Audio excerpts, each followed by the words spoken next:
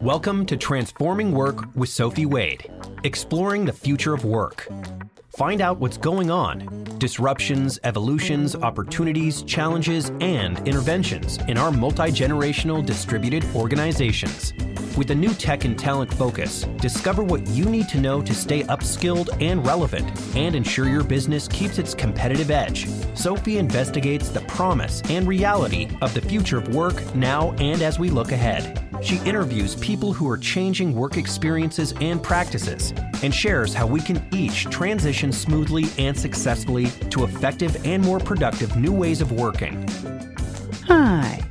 This episode is about managing change, especially managing people through long periods, even years, of significant, rapid, multidimensional change.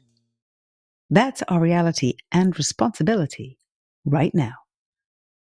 Change management is about facilitating pivots and shifting process, redesigning and reconfiguring a system, and the essential elements for success, showing, guiding, and supporting people through the transition, enabling the transformation, sharing and setting up the new system so it can be absorbed, accepted, and established.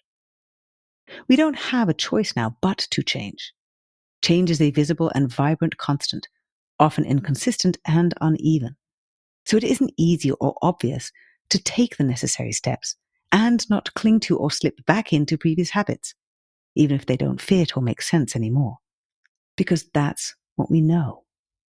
We aren't familiar with a new landscape or up to date and comfortable with the new practices yet. They haven't become habits yet. We don't have our new routines, and to be honest, repeatable routines may be the anomaly rather than the norm for a while. Because this current transformation is much about absorbing and accommodating ongoing change, embedding flexible frameworks, creating the foundations for operating and working flexibility, the means and methods for managing ongoing change. There's no quick fix. This is the new digitalized era of business. We are establishing the fundamentals of modern work. So I'm delighted to be speaking with Lata Hamilton, who is a change management consultant, leadership trainer, neuralistic programming practitioner, and confidence coach. Lata is also the creator of the Leading Successful Change program. She has worked with some of Australia's biggest companies on changes that have impacted over 100,000 people, operating model changes, global cultural transformations, and digital transformations, changing the way people work. Hi, Lata. How are you? Really well, thanks. How are you? Wonderful. I'm very well and really interested in change. I love change. So we're extremely aligned there. I always start at the beginning. What got you to where you are and what did you learn along the way? Yeah, absolutely. So, through school, I was quite academic, and then I started to get more of a creative bent later on in school. Mm-hmm. So started to dabble in things like drama and music and art and things like that, and more of that creative side started to come out. So then when I was picking university courses, college courses, there's this media and communications course. Mm-hmm. And I'd never done anything like that. That wasn't really my main focus or anything like that at school, but I went into this media and communications course. And it was really hands-on, really vocational, really creative, but it was very, very journalism heavy. Okay. And that was never really a big thing for me, like the media and the news and stuff. But I managed to do really well in a media and communications journalism heavy degree. So when I was coming out of university, I really had to think about what I wanted to do with my career because I had this background behind me. But at the time, journalism was a bit of a dying industry. There was still work and roles at that time, but it was already starting to be quite, workforces were already plummeting in those areas. So I actually decided to go into advertising, which I'd been working in. I'd been doing part-time work, just a day a week kind of thing, through my last year of university. So I moved into advertising, which was super creative, like a very, very, very creative space. I used a lot of the great skills and everything. But when I moved off my casual rate onto my salaried position, I was looking at my contract and, oh my goodness, I literally could have just skipped uni and gone and started working in a supermarket and stacking supermarket shelves, and I probably would be earning the same amount. And there's nothing wrong with stacking supermarket shelves. Absolutely an awesome job.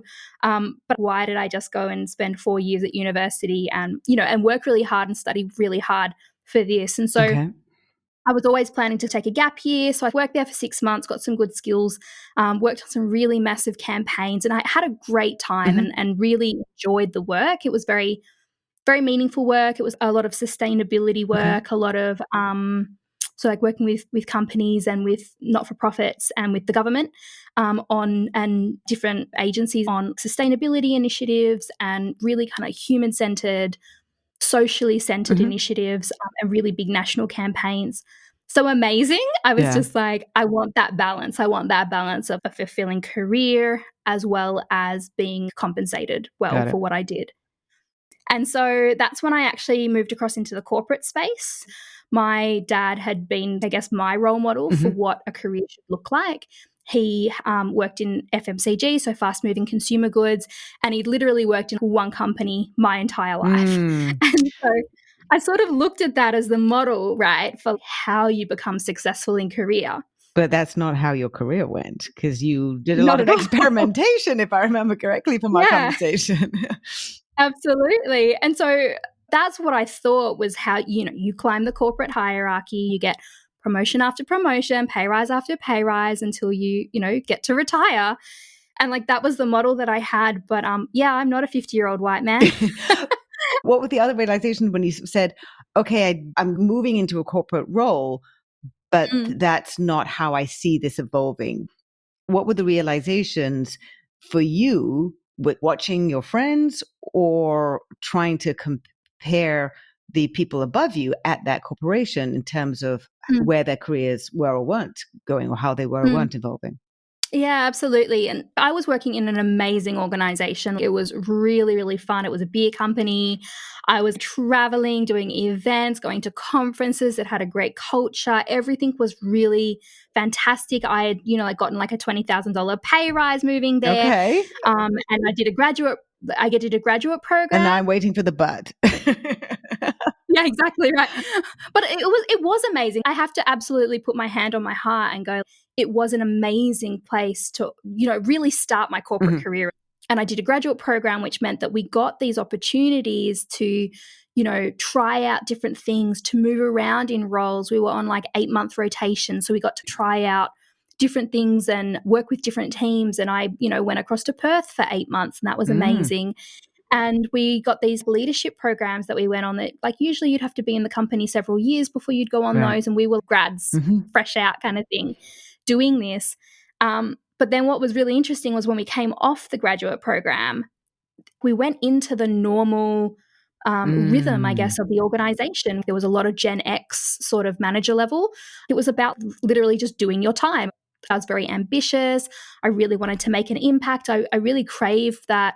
And maybe that was because I was on this graduate program. Like I craved that variety. I craved sort of like moving around. I couldn't see myself being in a role for 2 years. Right. Doing the same job day in, day out for 2 years. So I was trying to go for promotions and trying to do different things. And then it was just like, no, you've got to wait. And I ended up finding myself in pretty much the same job that I'd been in at the start of the graduate program, even though it was 2 years later. And so for me personally, this doesn't feel like growth. This isn't fulfilling. Right. And my pay had only gone up by a few percent every year. Whereas I would have expected that there would have been this kind of acceleration as well of income. Because you felt you had developed your skills, and therefore the pay was not aligned with where your skills had advanced to. Yeah. Okay. And then also what I would say is, almost this positioning of pitching us as leaders because we're being put on these trainings, but then not go into more leadership style roles, which would have the equivalent sort of compensation increase. It was a bit sort of jarring probably. And so I loved the company, loved the work, was very grateful to them. And I think a big part of me was, well, I've got to be loyal because that was the role modeling that I had seen in my life. My dad was the main breadwinner. My mum was a stay-at-home mum. And so he was the kind of model that I had for career. But I just had to sit there. I need more. I need more variety. I need more frequent increases in compensation. And I also wanted to have, I guess, probably a bit more challenge. I wanted to really be able to do new things all the time. So I actually switched and went over to financial services, so going kind of from a product-based company to a services-based company. Had never worked in banking before, but I used all my transferable skills because I had been in a marketing role at the beer company. So I used all of my transferable skills, and I went across into marketing, just in financial services. And out of interest, why did you make that particular choice to go to financial services, and how also were you identifying the transferable skills that you had? Was that very clear to you, or you said, I want to try banking. What is it that I can do in banking that is going to be relevant and I can come in at the right level? I pretty much went from one marketing team to another marketing team. Right. So the transferable skills were very much about marketing. I'd done a lot of process work in the work that I'd been doing, and I really enjoyed it. I really enjoyed sort of looking at how teams go and do things, how teams are structuring themselves, how teams are going through the process to get something out the door or over the line. Right. You did some workflow improvement, which I'm very curious about, partly because most people have not designed work. Most companies, most leaders, and most teams have not actually sat back and said, how could we do this best? So in that marketing job, you started doing some of this process improvement. How did that go? Yeah, well, I just found it really interesting. So I actually did a bit of it on my graduate program, but I also had I have a natural inclination to look at the way that things are being done and go, we can do it better. Okay. So like a really good example is like my first role on my grad program. Everything that we learnt on the job was learnt because either somebody told us or we just happened to be in the right place at the right time and we had to learn the whole role. And so when I was leaving, I really wanted to set the next person up for success. Right. So I actually created this handover document which documented all the processes of the team and all the people that you would go and talk to and all of this. It was literally like that. It was so thick. If you can't see me, I've got my fingers. It's like an inch thick. Okay. And this was only after like 7 months and I pulled this together. Nice. But there was so much information and there was so many processes, and we shouldn't have to rely on chance to learn how to do our jobs. Either we need proper onboarding and training, or let's document this stuff and actually be able to have that consistency. I did that, and I really enjoyed pulling that together. I enjoyed the process of actually stepping through everything that I had learned and how somebody else would do it. And so then I worked on more process work. And then when I went across into financial services, I really worked in the compliance and process space. Interesting. And, trying to help a marketing team be compliant and follow a process. They are a very creative bunch of people, marketing people, and I love them to pieces. I actually have a very soft spot in my heart for marketers. I think that they're amazing. Their creative skills, their positivity and optimism. So I have like a real passion for it, and trying to I guess kind of constrain their creativity and get them to follow a consistent process. Get them to be compliant and actually adhere to, the sign-offs and the approvals and things that we need can be challenging. Oh, particularly in financial services, of course. Yep. Mm-hmm. Yeah, because obviously there are some industries that are more regulated than others. Most industries have a level of regulation, but there are some that are like very heavily regulated, and financial services is one of them. It was kind of just this natural, organic transition of taking the skills that I had learned and the things that I enjoyed doing and just putting them into a new workplace and helping a new team with those things. And I really enjoyed that. And then it was there actually that I discovered, or I was talking to a colleague, and my colleague had been in the project management space before. And when she's telling me about her early salaries, my mouth is dropping open. And that was back in the real heyday of projects, where this was a lot of money for being quite a young professional at the time. So my mouth's dropping open. And I'd already gotten a pay rise having moved there. So already within a few years, I'd at least 2.5 times to my salary, my original salary. Nice. But then obviously my skill set, I do love the process and I do love kind of that structure. I have still really got that creative side to me, and I really enjoy that creative side. And coming up from a background in like media communications and advertising and marketing and all the wonderful, I guess, customer experience side of marketing as well. And doing everything really with that customer lens of how is somebody going to experience this? How can we increase sales because of the way that we help people to feel? and the improvements that we can make in their life. And so she looked at my skills and she was like, oh, what about change management? And I was like, what's that? It's not something that you ever hear about at university. For sure. And it certainly should be taught now. It totally should. And I think in some management courses or like MBAs and stuff, it is taught. I know people who have done MBAs and it is taught here and there, but it's very kind of like a very small part. And I'd never really heard the term before. So I went and spoke with a change manager who actually worked in that bank.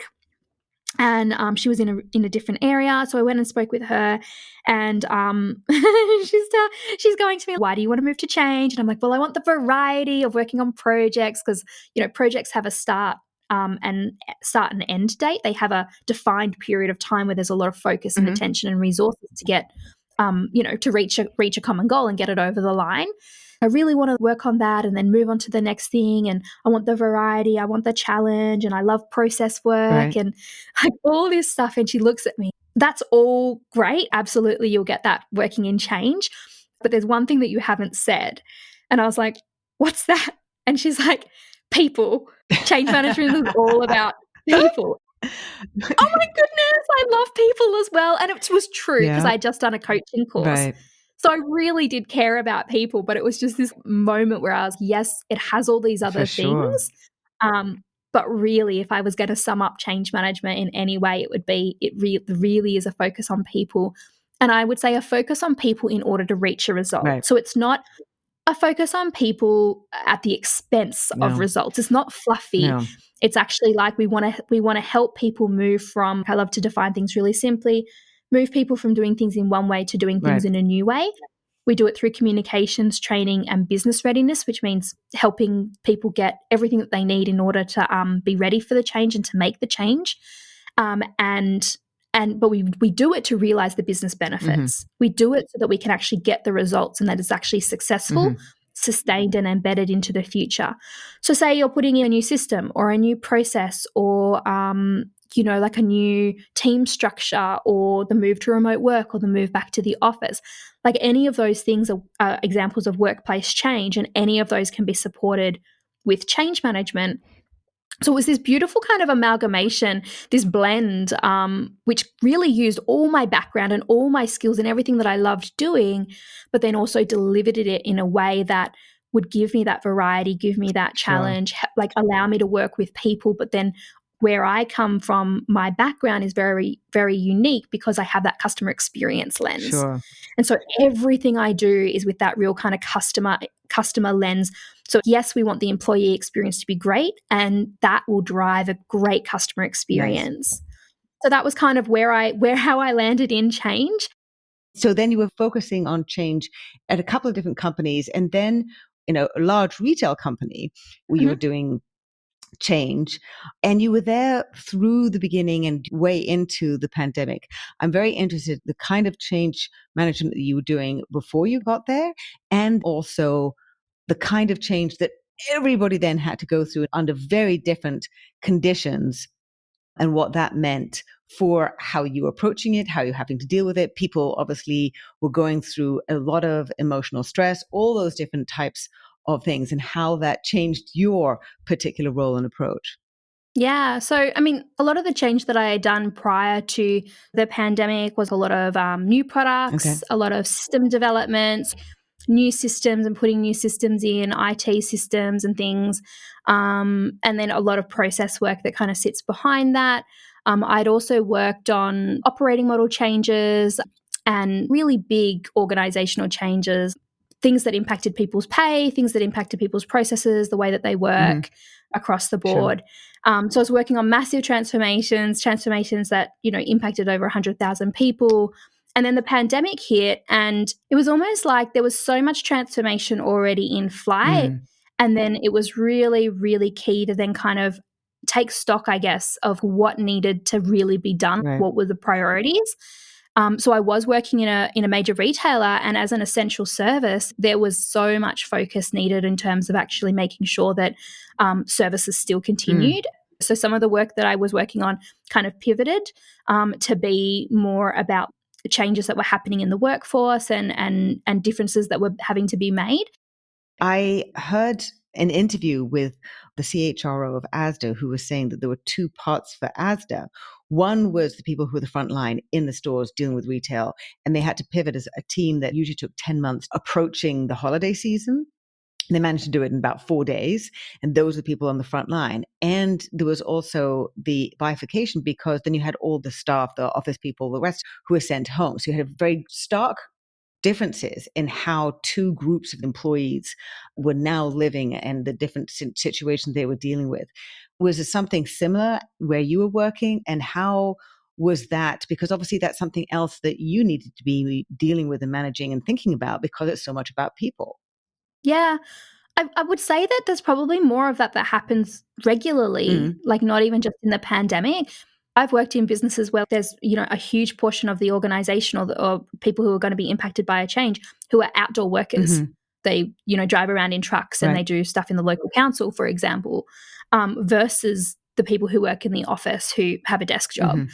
So when you're kind of working with different types of industries, it is really about mapping out what are people's day-to-day experiences? What is their environment? What do they have access to? What channels do they actually use for communications? So I wouldn't say that there was a massive shift personally for me. But their stresses, their emotions were different because the people on the front line had much more stress in terms of the possibility of them getting sick and trying to keep them safe versus the people who were sent home. They had other stresses in terms of maybe kids at home. So it's more of the emotional side of things. I'm sorry, I didn't make that clear. Absolutely. So what I would say is that, there are a lot of frontline workers, no matter where they're working, whether they're working in retail, whether they're working in health, they love what they do and they actually deeply care about the people that they're serving. Right.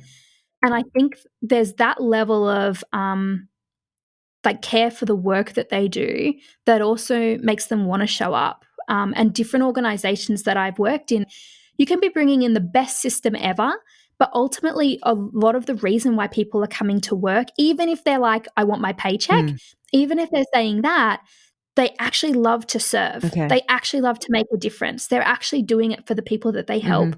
And they're willing to put in that discretionary work or work extra or, potentially put themselves at a little bit of risk. Right. I mean, I wasn't working on changes that specifically worked with them. I was more working on those back-end processes of how people would work. And so for us, it was a big shift in just the sort of the way that projects were being run. Obviously, everything moved online. We as a change team, so our heads of change, were really great being on the front foot and encouraging us, as we were a 50-strong change team, and really encouraging us to be the leaders and to lead by example of the new way of working. So we already as change managers, we tend to sort of be well connected across organizations. We are very well networked because we need to know what's happening in each of the different teams, what's happening in all different departments, in order to know how our change is going to land, how it's going to be impacted. There's a common running joke that change managers just are always taking people for coffee, but it's actually true. I did spend, when I was in the office, I spent a lot of my time taking people for coffee. When COVID happened, it was just virtual coffee. Right. Okay. You know what I mean? It was just put in a virtual coffee meeting. Because of that, we really wanted to lead by example. And I think that was great that my heads of change really promoted that, where it was have your video on, participate, give your focus on, virtual calls and virtual meetings, be there for your teams, be there for your people, help them move to the new ways of working. Because so much of the time, the change is not the change. It's not about the system that you're implementing. It's not about the new process or the new product that you're delivering. It's actually about the way that you work around that thing. So I'll give you a really good example. There's so many great projects out there, technology projects, that are really focused on making sure that we can automate a process automation, right? But then the thing is that for that process to work properly in the system, you have to have really good data. And the work that happens off the system, what I like to call the offline processes, they need to be working really well. There needs to be a strong culture and ways of working of how they do things off the system to get the right information to put in the system. But so much of the time, projects are just focused on what happens in the system. Right. What's the start? What's the end? You know, what does somebody have to click? Blah, blah, blah. And they forget about all the surrounding, you know, offline processes, culture, ways of working, you know, roles, responsibilities, governance, accountabilities. Like they forget all those other things. And all the people stuff. And that's where so many of the mistakes are made. And both the mistakes, but also there's confusion, there's lack of comprehension. There are so many things that can cause the data not to be perfect, or the inputting or that isn't correctly done, or the wrong information goes in that does not give the outputs. What were the things that you found most surprising, good and bad, in terms of how people were reacting as the change management team was really stepping forward to help people through this challenging period, which kept evolving in many different ways over the next 2 years? I think people were just looking for support, and they were looking for hope. And so it was almost like if there were people who were willing to stand up and lead, if there were people who were willing to stand up and show that we can do things differently. For example, workshops that I was running, we had to really rethink how we were going to do the workshop in a virtual way. And so we had to kind of almost redesign and remap that. But then what was great was because we showed how to do that and led by example, then when other people needed to do their workshops, they could use those cues. It was almost like being on the front foot and trying to be that beacon of light and that beacon of hope for other teams. And especially about the way of approaching things, because it can be, when faced with change, especially such a massive change that happened so quickly overnight, there was no plan, there was no preparation. There wasn't time to warm people up before that. It was like we change and then we get you ready. Like instead of the other way, right? Like instead we want to try and get people ready and then change. So this was the opposite. This was a lot of remediating and helping people to kind of transition and cope after the fact. Right. So now there's a lot of tension, certainly in the States and in Europe as well, and around the world. I apologize, I'm not up to date in terms of what is going on in Australia, but I imagine it's the same thing. There's a lot of tension between employers and employees. I don't want to use the word war or battle. I don't like these terms, and I think they're counterproductive. In terms of working through the change that we need to, for me and for many other people in this space, and I imagine you too, it's not about where we work. There are so many other elements to the transformation that is necessary for the future of work, for this new era of business and work, which is very much technology-driven change. New working models as a piece of that are not easy or obvious to implement, particularly when they are just one piece of the whole puzzle. And so shutting them down isn't going to be productive. You're focused entirely on change. How are you helping companies? Is that what you're mostly dealing with, these transformations for companies? Dealing with the future of work? And are they focused entirely on the location of people, or what percentage of companies that come to you are really seeing the bigger picture that they need to deal with, and how you're approaching that? Yeah. Most of the companies that are coming to me, they're seeing the bigger picture. Great. So we're talking about bigger macro trends around like what's going on in the world and how organizations are needing to respond. So what I would say is digital transformation was already on the way even before COVID. Yeah, sure. I'd actually been talking about it already for several years, just nobody was really listening. They weren't. They were like, it was going over their I head. think they were resisting. They saw it coming because the companies, as you say, they were already going through it and dealing with it, and some of them embracing it. But the rest of them, no. Yeah, trying to hold on as much as possible without having to invest, I think, and go through the pain of change, because change is painful. I do not sugarcoat things. I don't have rose-colored glasses on. Change is hard. Change and transformation is super hard, and it takes a lot of commitment and a lot of courage and a lot of effort and a lot of energy. And you have to have leaders who are willing to stand behind that and to really see it through. Or what? Let's just face the bad stuff first. What happens if companies going into this period aren't recognizing and taking on board this period of transformation, as every company must? What do you observe happening? Obviously, they're not going to be your clients, but what happens in the downside? Because that really is important to recognize too, I think. Well, I think there's probably a lot of companies that did experience that when COVID hit, because they hadn't started to get their ducks in a row from a digital space, from a digital place, they were really kind of confronted, and they had to pivot and like really quickly invest very quickly to try and get their people to be able to continue to work from home, during lockdowns. Whereas like other companies that had been a little bit more on the front foot, other companies that had already been looking at this stuff, they still had a massive change to make, right. but they already had a lot of the infrastructure set up. And so now so COVID probably it kind of balanced a little bit where it halted a lot of digital transformation, because like everybody's projects and transformations had to pivot to focus on, dealing with the pandemic and making changes in their business and their operations to deal with the pandemic.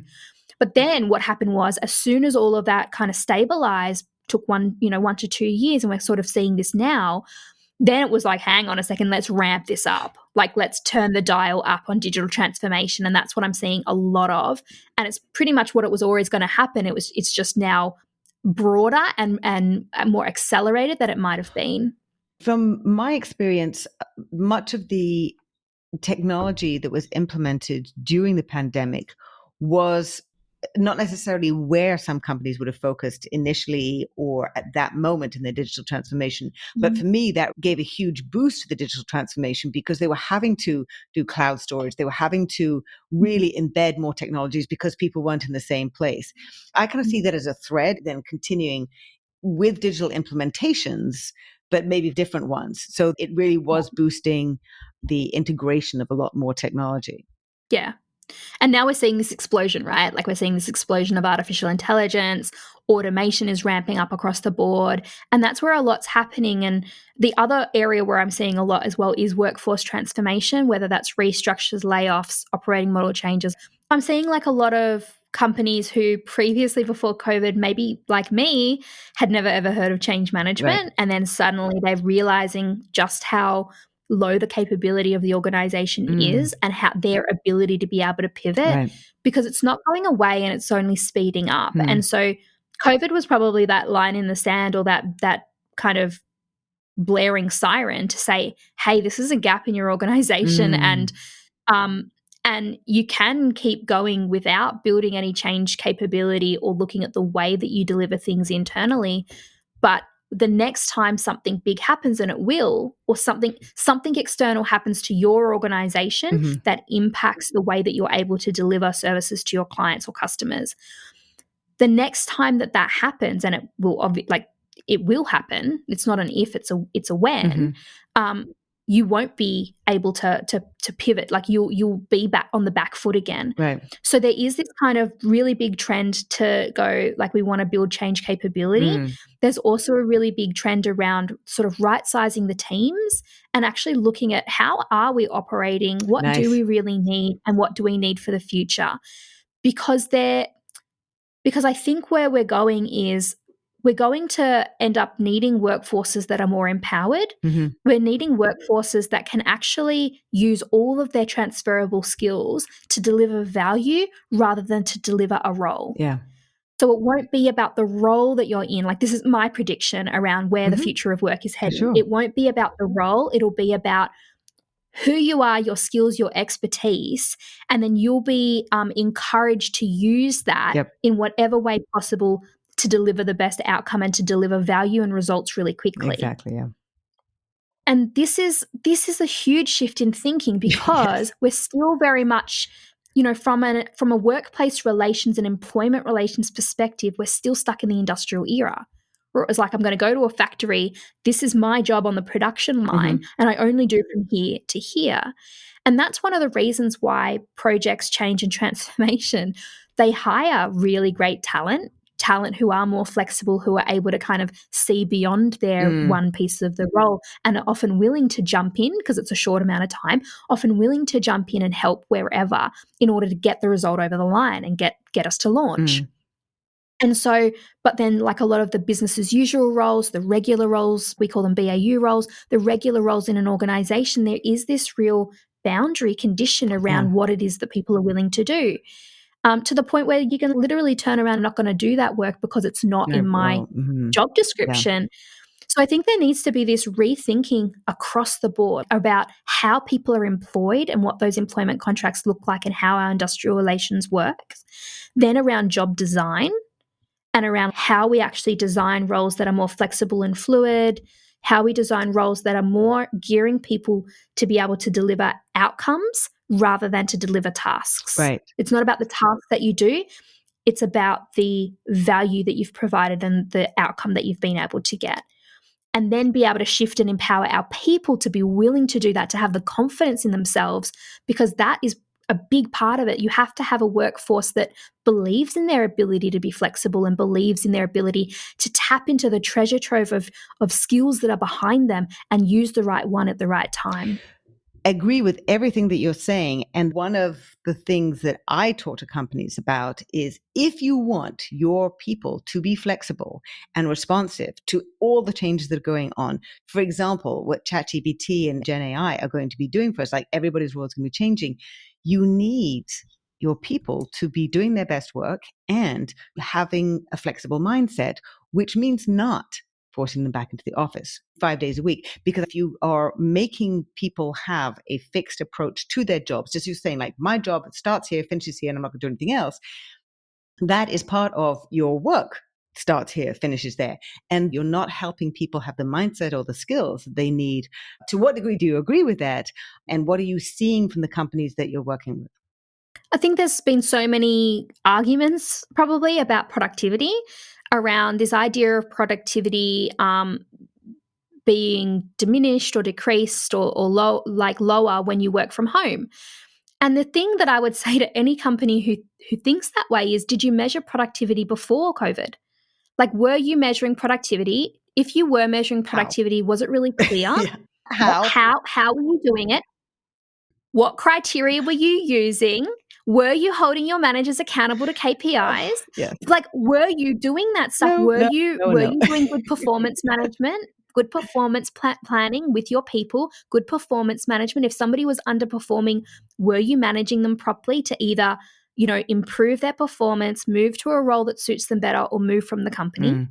Like, were you doing all of that stuff before COVID? Because if you weren't, coming in now after the pandemic and going like, people can't work from home because it's going to impact our productivity, you've got no baseline to compare it to. Yeah. You've got no baseline. Instead of thinking about productivity, which is really often about time, it's like, how much output can I get for the time that is being spent? Think about value. Think about the value that's created. And really like a big part of change management, because it is focused on people on the pathway to results. So a big thing that like I do with clients, and I really encourage my my projects to do this and my students to look at like to help their projects to do it, is to actually come up with the success measures. And the success measures are broader than the financial dollar. Right. Like, it's great to meet the financial dollar. We saved this amount of money. We are lowering our operational costs by X amount, blah, blah, blah. That is obviously important. These are businesses, they need to, be operating like in a commercially viable way. Fine. But what about everything else? Like, what about all the other metrics and all the other success measures? Have you been like polling your customers? Have you been getting like, net promoter scores? Like, obviously I've got a marketing background. Do you know how your service is actually being received? Right. Do you know where there's like waste along the process and where you could actually be tightening up processes? Because if you don't have those conversations, then trying to use the productivity argument with your team who want to work from home, it's a moot point. In the situation where it's not about change for cost reduction or something similar like that, when it is to do with digital transformation, which doesn't really have such obvious metrics for success, rather than your company is now going to be able to maintain its competitive stance and positioning. If they are coming to you, they understand that they need to go through this change. But what are the metrics that help them feel comfortable in terms of the progress that is being made? So often there's two layers to it. So there's sort of the external layers and success metrics, which might be around, customer and client satisfaction, number of sales, basket size, like all of those kind of really traditional kind of marketing metrics where you're looking at, well, in terms of growing a business or keeping a business profitable, it really is about making sure that we're actually delivering something out, and that service or that product is being received well and that people are happy with it. And then you can look at, great, how many, like numbers of customers and things like that. So that's kind of one side. And like a lot of those end up being lead indicators for profit. They end up being lead indicators for your financial success in the business. The other really big kind of mirror point is the employee experience. Because often what we see is when the employee experience is really rich, it's really positive, it's really engaged, it's very clear, people feel that there's a lot of trust, people feel like they get communicated to, they're confident in what they're doing or the change that's coming down the line. When people feel that way internally in an organization, that leads to a great customer experience, which leads to better profits. Are they doing qualitative surveys of the employee experience? Okay. All right. Both. Yeah. So qualitative is great in terms of understanding sentiment, understanding how people are feeling, getting detail around the feedback. But like I would always recommend that you also are looking at things like your retention rates, your attrition. So retention, the number of people who are staying with the organization, attrition, the number of people who are leaving, the costs of hiring new talent. You know what I mean? There is actually real hard costs associated with recruitment, onboarding, and then the time it takes for somebody to upskill. Because of my background in neurolinguistic programming and coaching, like I'm always looking at confidence. How confident are people? How confident do they feel to change? How ready do they feel to change? How confident are they in their leadership? How confident are they in themselves? Because often it doesn't actually matter. So confidence can take you a long way, even if what you're trying to work on isn't there yet. Okay. Sometimes the confidence can bridge the gap. So it's kind of like, okay, cool, our solution or our technology isn't there yet. But if I'm feeling really confident, then I'm willing to be flexible and to adjust my approach and to close any gaps that we're still waiting on. Interesting. So it sounds so fluffy. No, people's not at all. But it really is a great lead indicator because people's perception is such a big part of how they're going to show up to work. Their own perception of themselves and their abilities is such a big factor, and ultimately what kind of quality they're going to deliver to internal and external customers. So that takes me to an important question. We had talked originally about the fact that you deal with change not just from the top down, but very much from the bottom up. So it sounds like confidence may be a critical piece of that, because I know it's so hard for leaders of organizations of every size right now to be thinking about this transformation that we all have to go through, and it's going to be messy and it's going to take time. So what is this top down and bottom up approach that you have, and what are the different ways that people can really be addressing it? Yeah, look, most change traditionally has been very leader-led. It's been very top-down, decisions are made at the top, and then they kind of like cascaded down, pushed down if you're lucky. So not all organizations even have those, cascade rhythms, or they have leaders who communicate with their teams. Like their leaders might receive news and updates and information, but they don't necessarily share that on, or there isn't any support to be able to, like tools provided to share that on. But in an ideal situation, a lot of change is very leader-led, top-down, driven, and cascading down the organization. And I would say that is really important. It is important to have leaders being advocates for the change, like leading by example, showing up, making the tough decisions, having the tough conversations, actually really making the effort to be able to move the organization or the team forward. So that's super important, and people need to be able to see their leaders are committed to this. Sure. But where a lot of change, I think, kind of stumbles is that they don't give their actual employees enough ability to own the change and to own their response to the change. Right. Instead of the burden of designing the new thing, the new solution, the new technology, the new structure, whatever, sitting on the shoulders of the leaders and being that burden that pushes down and makes all the leaders very stressed, open it up, co-create and co-design with your people, invite them into the conversation, have them provide feedback, but then also give them the tools, build their capability to accept change generally in their personal life and their workplace. Give them capability, teach them how to think critically, teach them how to think flexibly, teach them, run run programs for them on how to work effectively from home and still get great results with their people, people that they might be working with in the office. Like actually empowering the grassroots and hearing from them and actually helping to co-create and co-design solutions with them is where you get this magic in the middle. And that's where you end up getting really successful and embedded change, because you've got this top-down sort of leader-led approach and then this grassroots bottom-up build. And then whatever happens in the future, your people are ready. You've got this really cohesive approach there. So like one tool that I kind of share a lot about is around this job hackathon, this idea of a job hackathon, where it's kind of like if you're restructuring a team, like your employees are the people who know the detail of the tasks that are being done. Like, yes, it is stressful, and yes, there are particular legal requirements from an employment perspective that you've got to cover. But when appropriate, and if appropriate, and maybe it's not with all employees, it's with a subset, like having them co-create the new structure.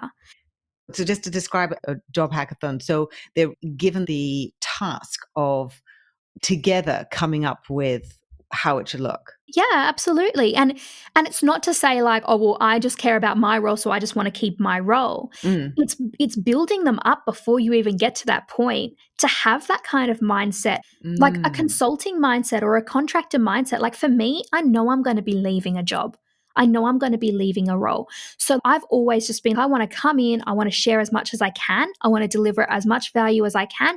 And I know I'm going to be moving on. So I want to leave the team better than what I started. And I want to leave them with skills, tools, and capabilities to carry on this great work after I've gone.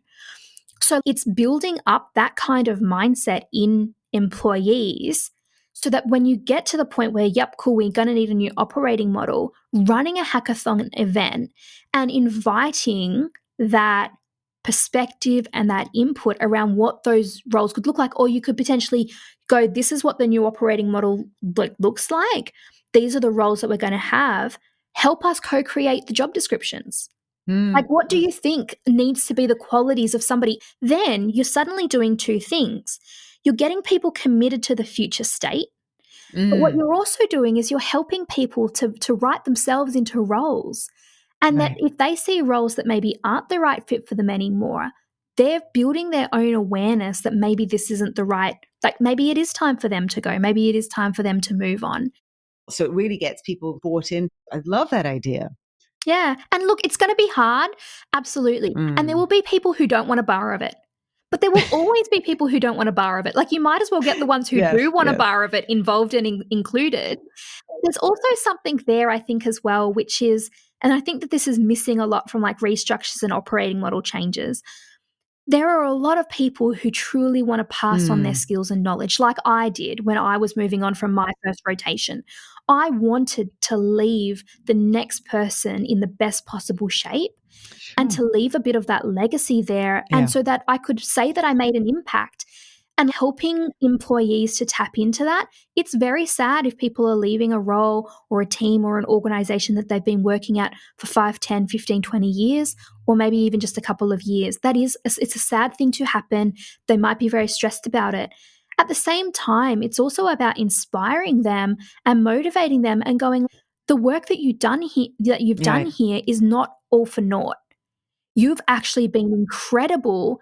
And we want to keep that knowledge, we want to keep that skill, and we want to actually celebrate what you've been doing and inviting. And again, you'll have people who don't want to, who switch off the moment that you say, yep, your role is made redundant, and like they don't even want to participate in the redeployment process or, in going for the new roles of the new structure. But the people who, like, you can also use it as an opportunity to maybe move people across the line. And what it also means is that because you're empowering them in the role that they're leaving or the team that they're leaving, they're going to have a better mindset and show up better with confidence for the next role. You're paving their future for them by taking the time when they're with you to leave them with a great experience. It's great for employer brand because you'll have people leaving. They did the best that they could. This was a really trusted, open, transparent process. I got to have some power back. I got some control back. I feel like I got some ownership here. And then that improves the employer brand instead of people leaving with a really bad taste in their mouth. What I love about that as well is that it helps each employee feel the value that they have contributed and the impact that they've had on the team, on the department. I'm contributing towards this greater purpose and mission that the company has, and for their team as well, and what that means and that legacy that they can have for their team. So I love framing it in that way. Lata, it's been so great to talk to you, and so much that you've shared has been so useful for people to understand what we're going through, the kind of ways to approach it, the top down and bottom up, and how everybody can be taking some of that responsibility. So it isn't such a huge burden just for the people at the top, but everybody can be and should be, and is best going to be helping contribute to the new operating models, the new ways that we're working as we move further and further into this new era of work. So really, really appreciate your time and insights. You're so welcome. Thank you for having me. Thanks again so much to Lata Hamilton, change management consultant, leadership trainer, and confidence coach. You can follow Lata on LinkedIn and check out Lata's website and Leading Successful Change course at latahamilton.com. LataHamilton.com. Lata's mission is to help millennial women carve their own paths for change in career, leadership, and life, and find the confidence and authenticity to truly earn their worth. Immediate action tip. To effect lasting change, lead from the top and model the change. And also, open it up, co-create, and co-design with your teams. Invite them to provide feedback, give them tools, teach them how to think critically and flexibly, building their capabilities to accept change into their personal and professional lives. If you're looking for more understanding about how to understand and manage people through this period of transformation, read or listen to my book, Empathy Works, The Key to Competitive Advantage in the New Era of Work. If you enjoyed this episode, please share it with a friend and like it. And if you have time, write a quick review wherever you listen. For regular video updates, curated useful articles, research, and information, you can follow me on LinkedIn and Twitter at @SophieWade. For more information to help navigate this period of transformation, you can also sign up for my Work in Progress newsletter on LinkedIn and my blog, which is available on sophiewade.com and flexiblenetwork.com. Until next time.